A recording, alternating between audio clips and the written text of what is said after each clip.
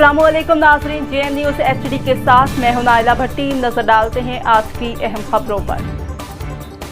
Khairpur टामेवाली police थाना खैरपुर टामेवाली का इलाका मौजा बोंगा रमज़ान में ज़मींदार मोहम्मद नईम लोढ़ड़ का ज़ुबैदा बीबी से पसंद की शादी करना जुर्म बन गया। ज़ुबैदा बीबी के रिश्तेदारों ने बदला लेने के लिए मोहम्मद नईम के वालिद अब्दुल मजीद को उसके घर में दाखिल होकर उसे ज़बरदस्ती अगवा करके दरिया सतलुज के बेट में ले जाकर वहाँ पर उसे खूब तशद्दुद का निशाना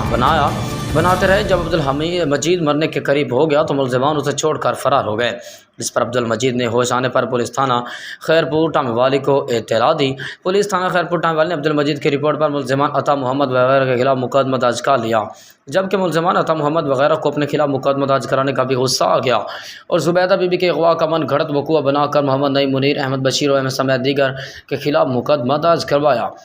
और मोहम्मद नईम लोढ़ड़ के खालू बशीर अहमद के घर में मुलज़िमान अता मोहम्मद, रमज़ान लाल खान, अकबर, मुनीर आबिद वगैरह आतशी असलहे से लैस होकर बशीर अहमद भट्टी के घर में चार दीवारी का तकद्दुस पामाल करते हुए धार में दाखिल हो गए और बशीर अहमद को तशद्दुद का निशाना बनाया, जिस पर बशीर अहमद की बीवी बशीरा बीबी और उसकी बेटी सोबिया बीबी अपने वालिद को छुड़वाने के लिए आए तो मुलज़िमान ने उन पर भी खूब तशद्दुद किया, बालों से पकड़कर घसीटते रहे, जिस पर उनके कपड़े फट गए और वो नीम बरहा हो गई, जिस पर मुलज़िमान बशीर अहमद को अगवा करने के बाद अपने डेरे पर ले गए। वहाँ पर भी मुलज़िमान ने बशीर अहमद को